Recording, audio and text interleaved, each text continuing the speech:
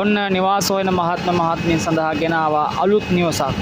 මේ නිවස තියෙන කඩුවෙල පහළ බෝමිරි ප්‍රදේශයේ බස් පාරට මීටර් 300ක් 400ක් පමණ දුරින් 143 හංවැල්ල පිටකොටුව බස් පාරට. ඒතර කඩුවෙල නගරයට කිලෝමීටර් දෙකමාරක් වගේ නවගමුව නගරයට නවගමුව ප්‍රදේශයට කිලෝමීටර් 3ක් වගේ තියෙනවා.